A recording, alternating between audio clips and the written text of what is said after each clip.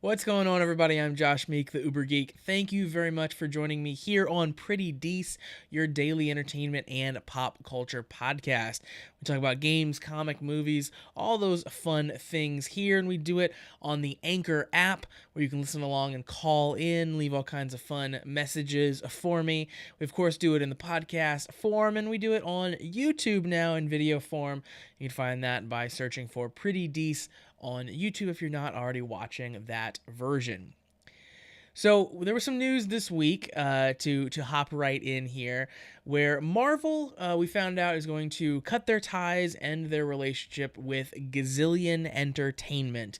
Gazillion, they're the makers of the Marvel Heroes game that was initially on PCs and now has transitioned over onto the PS4 and Xbox One.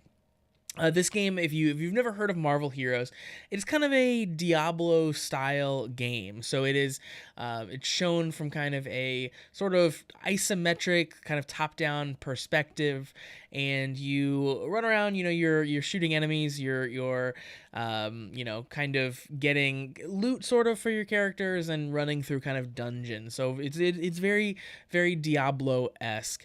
It is free to play. It launched in 2013 and has been fairly popular. People who've played it, I think, really, really like the game. I've heard some very good things about it, and I think it has a fair number of players. It's not setting the world on fire, but it's doing okay. As I said, it's been around since 2013, but earlier this year, so just for the past a few months, it launched on PS4 and Xbox One. So for console players, Marvel Heroes is a very new game for them. For PC players, it's been around for several years, and it's gone through a few kind of soft relaunches as they've redesigned and rebranded the game. But again, for console players, it's brand new. They're getting their first crack at it. Just this year, they've really only been playing for a handful of months. So first of all the news of this happening, people had kind of suspected things because the studio kind of stopped talking about the game entirely about a month ago. They'd previously been posting kind of weekly community updates. Those stopped. They didn't have a Halloween event in the game, which is unusual. The game usually kind of picks up and does interesting things for those holidays. They didn't this year.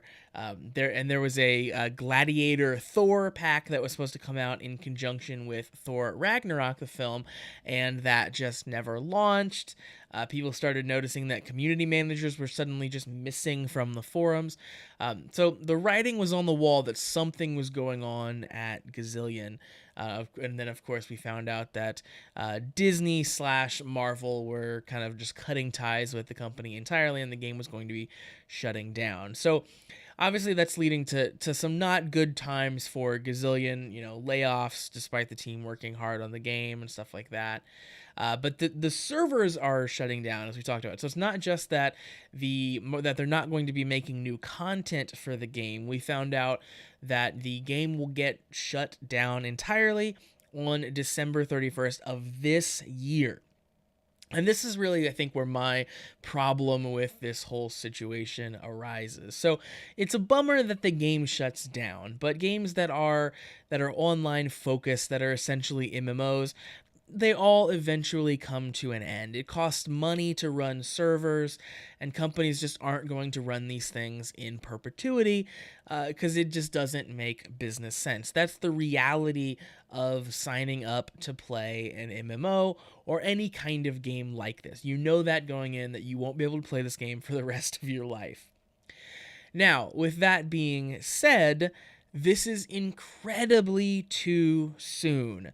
For the fact that for them to shut the game down just a hair over a month after announcing that it's going to be shut down is terrible. Now, at the same time, they turned off the ability to spend real money for things in the game. But this being a free-to-play game, that was the core of their revenue, and they pushed the ability for you to buy characters and character packs and costumes and all that sorts of stuff very heavily in the game. That was the main way, of course, of getting new characters without just, I think, purely grinding them out.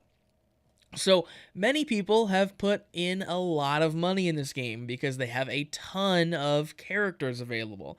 And especially the console players who've only had this game, this year for the past few months. Can you imagine getting the game, getting super excited about it, dumping a ton of money into it to unlock your favorite characters, only to find out that this year, the same calendar year the game launched on your platform, it will be completely unplayable for you. You have no recourse on that. People have been trying to get refunds, especially players on the PS4 and the Xbox One, and that doesn't seem to be happening thus far. There's of course a clause in their terms of service, like any of these games will have, that says that they can take away the content at any time with no warning, etc., etc. So you do know that going in, but it definitely leaves a real feel bad mark for you. I think that there should just generally be some clauses, some feeling in these games that the server shouldn't be able to shut down until a certain number of months or a year or something, until after the last final piece of like for real money paid content was downloaded.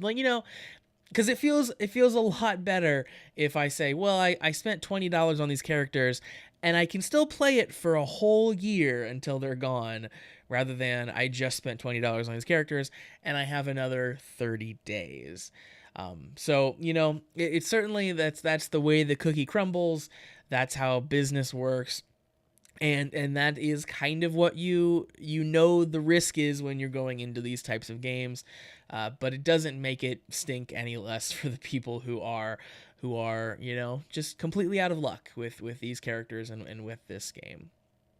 So that's Marvel Heroes. Again, just very, very unfortunate.